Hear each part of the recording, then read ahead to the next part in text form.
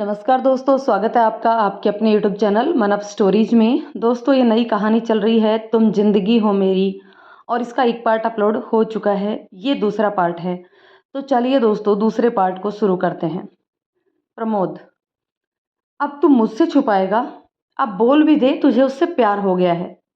देवांश, पता नहीं भाई, पर जब वो आसपास होती हैं तो एक अजीब सा सुकून मिलता है।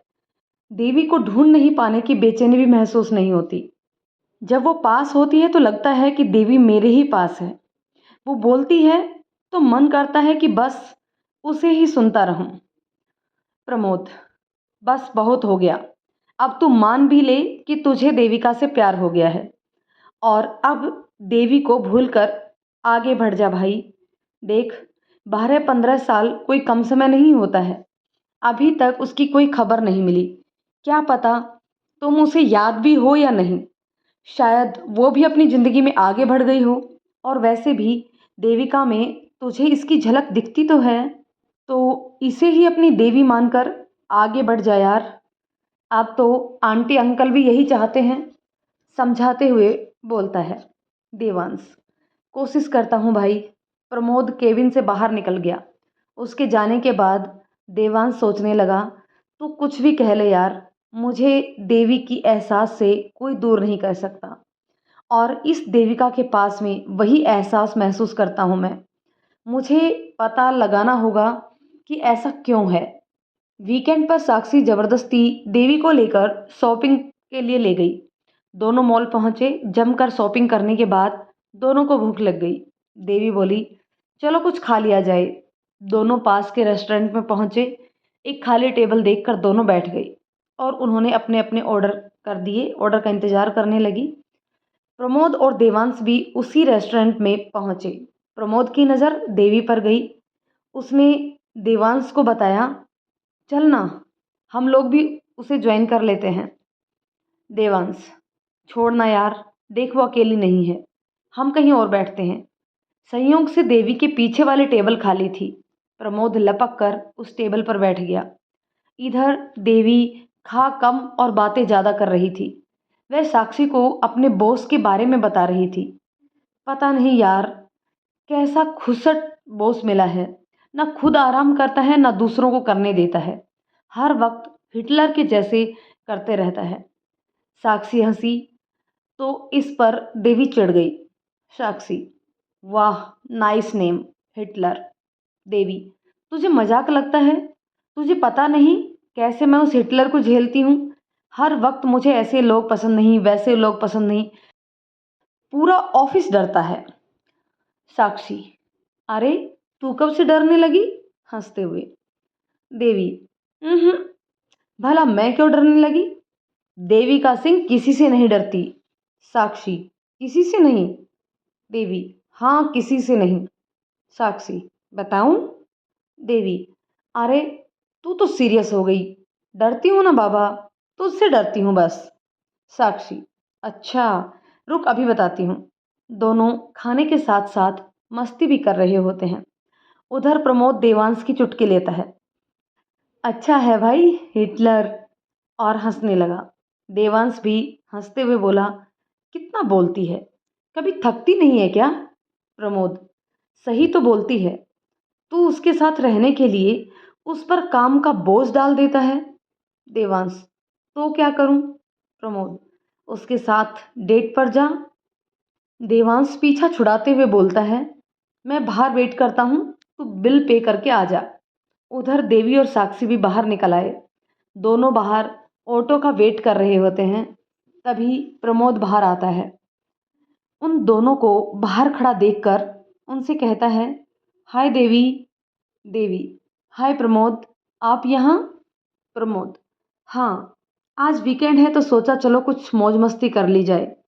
देवी, वाह, पर अकेले तो मस्ती नहीं होती, गर्लफ्रेंड के साथ डेट पर आए हो क्या? हंसते हुए बोली। प्रमोद हंसते हुए, अरे कहाँ, कोई गर्लफ्रेंड ही नहीं है, देवांश है साथ में। देवी मुंह बनाकर, तब तो कर ली मस्ती। सुनकर प्रमोद हंसने लगा। अरे तुम वैसे यहाँ क्या कर रही हो? साक्षी को देखते हुए प्रमोद ने पूछा। देवी, हम ऑटो का वेट कर रहे हैं। देवांश उन लोगों को बात करते देख बोला, बहुत रात हो गई है, आइए हम लोग आप दोनों को ड्रॉप कर देते हैं। देवी, नो थैंक्स सर, आप लोग जाइए, हम लोग चले जाएंगे। इस पर प्रमोद बोला, देविका जिद मत करो, इतनी रात को आप दोनों का यहाँ अकेले रुकना सेफ नहीं है।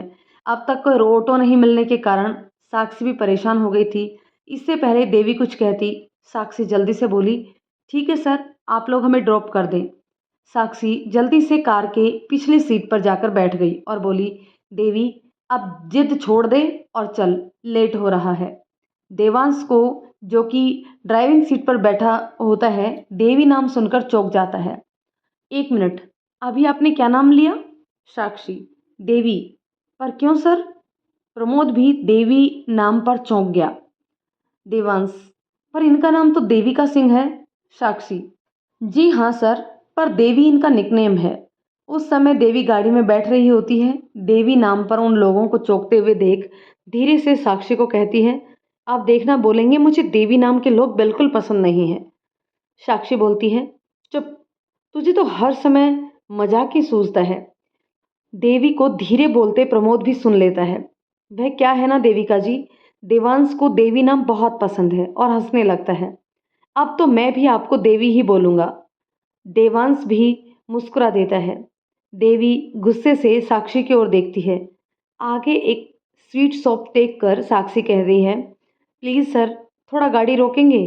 प्रमोद, क्यों, क्या हुआ? साक्षी, वह मुझे ना कुछ लेना है। देवांश, इट्स ओके, और गाड़ी रोक देता है। देवी स्वीट शॉप को देखकर समझ जाती है और साक्षी से बोलती है, अभी छोड़ दे साक्षी, बाद में ले लेना। साक्षी, बस 5 मिनट, और चली गई। उसने स्वीट शॉप से जलेबी ली और फिर वापस गाड़ी में आकर बैठ गई। अरे, रात मुझे सोना भी है, क्योंकि सुबह ऑफिस तो नहीं जाना पर उठना तो है। थोड़ी देर बाद साक्षी का घर आ जाता है और वो दोनों उतरने लगती हैं।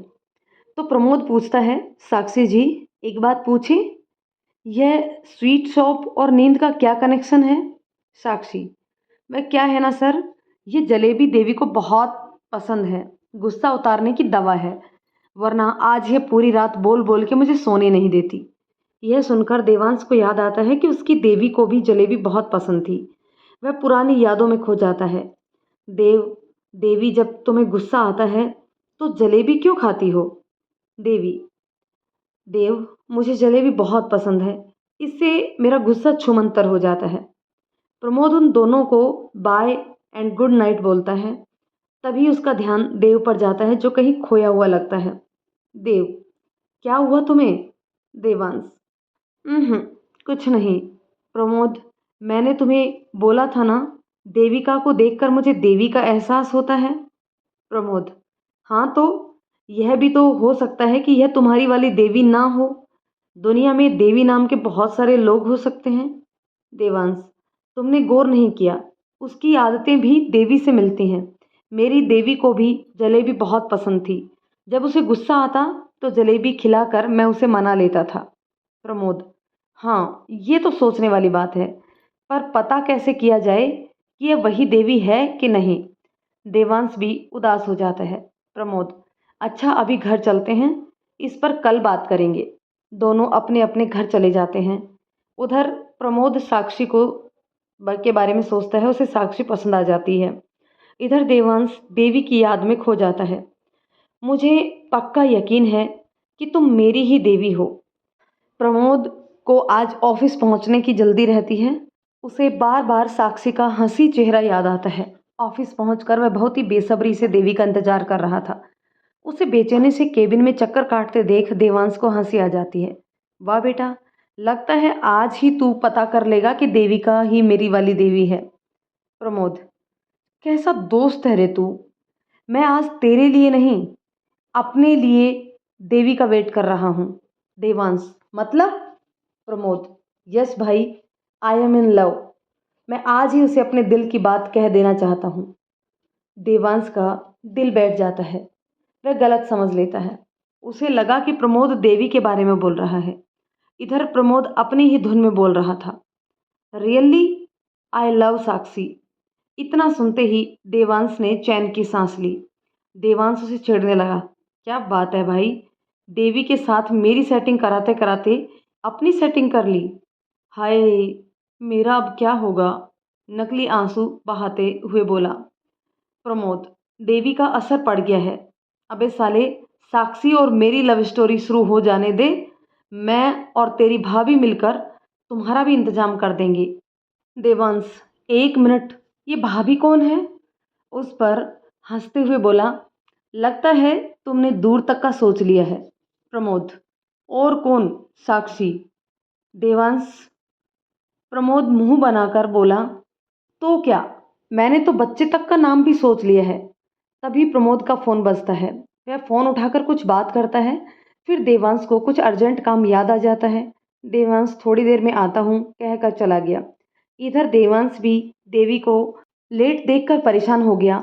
वह कुछ सोचकर बाहर निकल आया। तभी देवी, जो कि लेट होने के कारण जल्दी में थी, सामने से आ रहे देवांश से टकरा गई। वह गिरने ही वाली थी कि देव ने उसे थाम लिया। देव का एक हाथ देवी की कमर पर था। देवी भी डर से आंखें बंद किए अपने दोनों हाथों से उसके कंधे पकड़ ली। देवांश की नज़र जब देवी के चेहरे पर गई तो वह उसमें खो सा गया। दोनों के दिल की धड़कनें तेज होने लगी। देवी को अपने चेहरे पर देव के सांसों की गर्मी महसूस हुई। दोनों ही कुछ पल के लिए सब कुछ भूल गए। अचानक से देवी को होश आया तो वह जल्दी से अपने आप को छुड़ाते हुए सॉरी बोलकर अपने केबिन में चली गई। थोड़ी देर बाद देव भी अपने केबिन में चला गया। रह रह कर उसका ध्यान बार बार देवी की ओर चला जाता। डर कर देवी का आंखें बंद कर लेना उसकी धड़कनों के शोर को और बढ़ा रहा था। कॉलेज के समय से ही कई सारी लड़कियां उसके करीब आने की कोशिश करती थी, पर उसने कभी किसी को अपने करीब आने नहीं दिया। पर आज वह खुद को ही देवी के करीब जाने से रोक नहीं पा रहा था। उसे पूरा विश्वास हो गया था कि अगर वह देवी की ओर खींचा जा रहा है तो पक्का यह उसी की देवी है। इधर देवी भी सोच रही थी कि पता नहीं सर को क्या हो गया। उसे विश्वास नहीं हो रहा था कि यह वही देवांश है जो लड़कियों को अपने करीब आने नहीं देता है। आज वह उसके इतने करीब है, भला कोई देख लेता तो क्या सोचता? उसे तो कोई कुछ नहीं कहता क्योंकि वह यहाँ का बॉस है। सब उसके बारे में ही गलत बातें बनाते। यही सोच सोचकर वह परेशान हो रही थी कि उसी समय प्रभा उसे लंच के लिए बुलाने आ गई। वह भी उठकर ऑफिस के सभी स्टाफ के साथ कैंटीन में लंच करने के लिए चली गई। उसी समय प्रमोद उसे ढूंढता हुआ कैंटीन में आया। प्रमोद, हाय देवी, तुम यहाँ हो? मैं तुम्हें कब से ढूंढ रहा हूँ। देवी, क्या बात है, कोई काम था क्या? प्रमोद, हाँ, बहुत ज़रूरी है, तुम्हें कुछ बताना चाहता हूँ।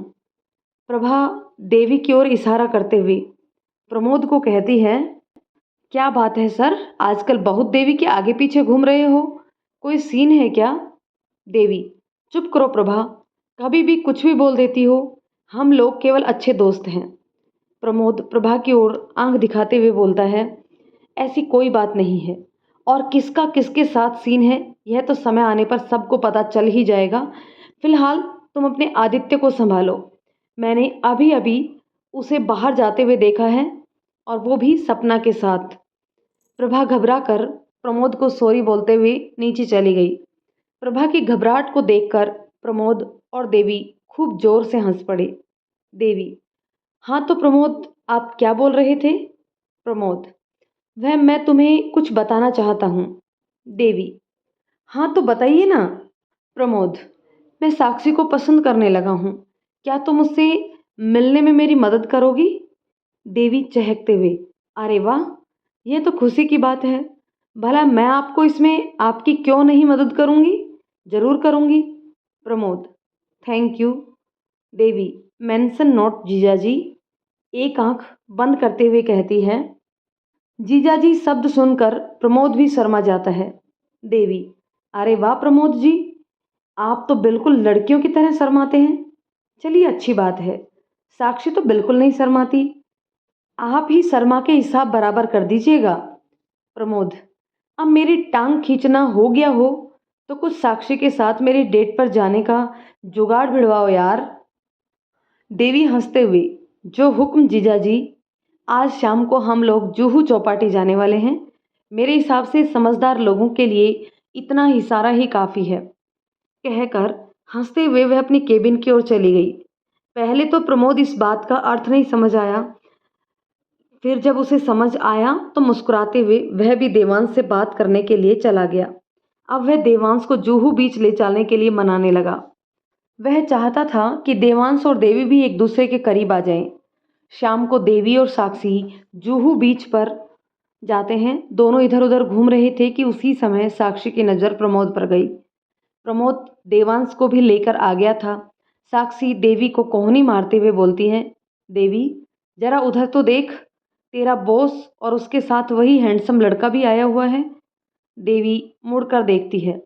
प्रमोद का तो उसे पता था, पर देवांश को भी साथ में देखकर वो चकित रह गई, क्योंकि उसे लगता था कि देवांश सर नॉर्मल लोगों की तरह मौज मस्ती नहीं करते हैं। वह बोलती है, लो फिर आज की शाम भी खराब हो गई, पूरे दिन की तरह। इस पर साक्षी उसे छेड़ती है, ऐसा क्यों कहती हो, कितना हैंडसम तो है, जाकर पटा लो और मौज करो। देवी खिंचते हुए बोलती है, बड़ा हैंडसम लगता है ना, तू ही जा और जाके पटा ले। एक दिन साथ रहेगी तब पता चल जाएगा कि कितना हैंडसम है, कितना एरोगेट वाला खूंखार शेर है। साक्षी इस पर जोर से हंस देती है। प्रमोद जो कि उन दोनों को ढूंढ रहा था, साक्षी की हंसी सुनकर उधर ही आ जाता है। हाय ब्यूटीफुल गर्ल्स, आप लोग यहाँ क्या कर रहे हो? देवी मुस्कुरा देती है। साक्षी कहती है, हाय, बस यूं ही थोड़ा देर घूमने के लिए आ गए थे। ढलती हुई शाम में यहाँ बैठकर बहुत सुकून मिलता है, इसलिए हम लोग अक्सर शाम के समय यहाँ आ जाते हैं। प्रमोद धीरे से, मैं भी यहाँ सुकून की तलाश में ही आया था। साक्षी, कुछ कहा आपने? न नहीं तो, अटकते हुए प्रमोद बोला। तो देवी जल्दी से बोली, प्रमोद जी, अब सर के साथ बोर होने के अलावा कुछ और होगा तो क्यों ना आप हम लोगों को ही ज्वाइन कर लेते। प्रमोद कुछ सोचते हुए बोला, बात तो तुम्हारी सही है, पर आया उसके साथ हूं तो उसे इस तरह अकेले छोड़ना अच्छा नहीं लगेगा ना। साक्षी बोली, उनको भी यहीं बुला लीजिए। प्रमोद देवांश को भी उन लोगों के पास बुला लेता है।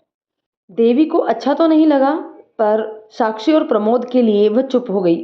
कुछ देर सब आपस में इधर उधर की बातें करते रहे। वहीं पास में कुछ बच्चे खेल रहे थे। देवी की नज़र उन लोगों पर पड़ी तो वो भी खुश हो गई। उसने साक्षी से कहा, तुम लोग बात करो, मैं आती हूँ, और जाकर उन बच्चों के साथ खेलने लगी। बच्चों के साथ खेलते हुए वह भी खुद एक छोटी बच्ची लग रही थी। देवांश एकटक उसे ही देखे जा रहा था। देवी का बच्चों के साथ खिलखिलाकर हंसना उसकी रूह में उतर रहा था। आज वह पहली बार देवी को इस तरह हंसते हुए देख रहा था। ऑफिस में तो वह बहुत कम ही बात करती थी, बस अपने काम से मतलब रखती थी। यह देवी की हंसी में इस कदर खो गया कि उसे अपने आसपास का ख्याल ही नहीं रहा। मोबाइल की बीप से उसका ध्यान टूटा। प्रमोद ने उसे मैसेज भेजा था, कबाब में हड्डी। वह मुस्कुराकर एक नज़र प्रमोद पर डाली और आता हूँ कहकर वहाँ से चला गया। उसने वहीं बगल में गाड़ी पार्क की थी तो गाड़ी के पास जाकर बोनट पर बैठ गया।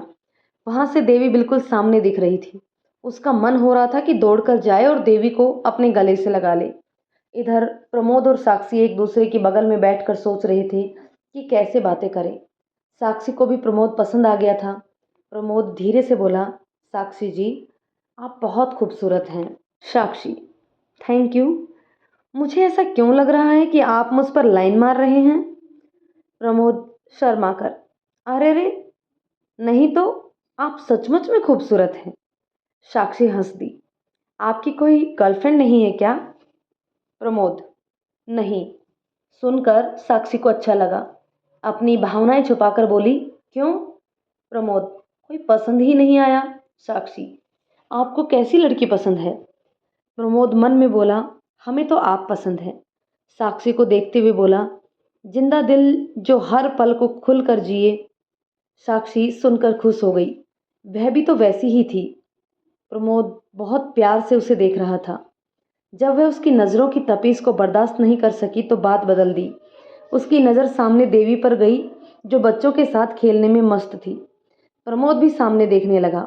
वाह, देवी तो बिल्कुल बच्ची जैसी लग रही है। साक्षी, हाँ, यहाँ आकर ही तो उसे खुलकर हंसते देख पाती हूँ, इसीलिए उसे अक्सर यहाँ ले आती हूँ। प्रमोद, देवी सच में बहुत मासूम और प्यारी लड़की है, पर किसी से ज़्यादा बात नहीं करती है। साक्षी, हाँ बहुत मासूम है। प्रमोद, इनके फैमिली वाले कहाँ रहते हैं? Sakshi, she has no family, she is a orphan. What? Pramod चौंक गया। साक्षी, हाँ, हम पहली बार 11वीं कक्षा में मिले थे, तब से ग्रेजुएशन तक की पढ़ाई हमने साथ की। ट्यूशन करके अपनी पढ़ाई का खर्चा उठाती थी। अच्छे स्वभाव के कारण आश्रम के इंचार्ज इन्हें अपनी बेटी की तरह मानते थे। यह सब सुनकर प्रमोद की आंखों में आंसू आ गए। वह दौड़कर देवी के पास गया और उसके हाथों को थामकर उसे बड़े प्यार से देखने लगा। जब देवांश ने प्रमोद को देवी के हाथ पकड़े देखा तो चौंक गया। यह ये क्या कर रहा है? उधर साक्षी ने भी जब ये देखा तो उसका दिल बैठने लगा। वह धीरे धीरे उन लोगों के पास पहुंची। देवांश भी वहीं आ गया। इधर प्रमोद इस सब से बेखबर देवी को देख रहा था।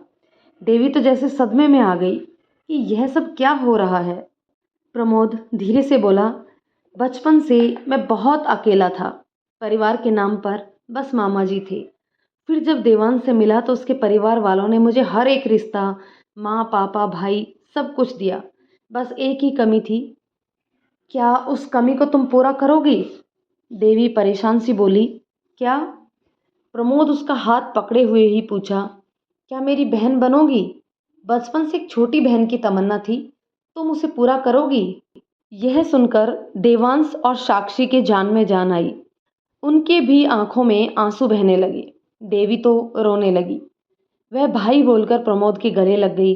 प्रमोद धीरे से उसका सर सहलाने लगा।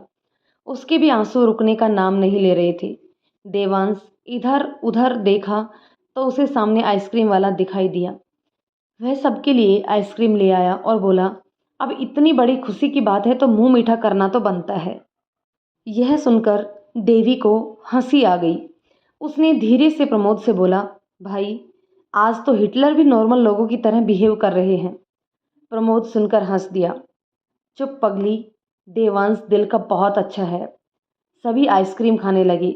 साक्षी प्रमोद को थैंक्स बोली कि आपने मेरी देवी को आज बहुत बड़ी खुशी दी है। प्रमोद सबको रात का खाना साथ ही खाने का ऑफर किया, जिसे सब ने मान लिया। दोस्तों, कहानी के इस पार्ट को यहीं रोकते हैं। मिलते हैं इस कहानी के नेक्स्ट पार्ट में। तब तक ये कहानी आपको कैसी लग रही है कमेंट करके ज़रूर बताइएगा। यदि ये कहानी आपको पसंद आती है तो इसे लाइक कर दीजिए, शेयर कर दीजिए, और यदि आप चैनल पर नए हैं तो प्लीज़ चैनल को सब्सक्राइब ज़रूर कर लीजिए। मिलते हैं कहानी के नेक्स्ट पार्ट में। तब तक के लिए शुक्रिया।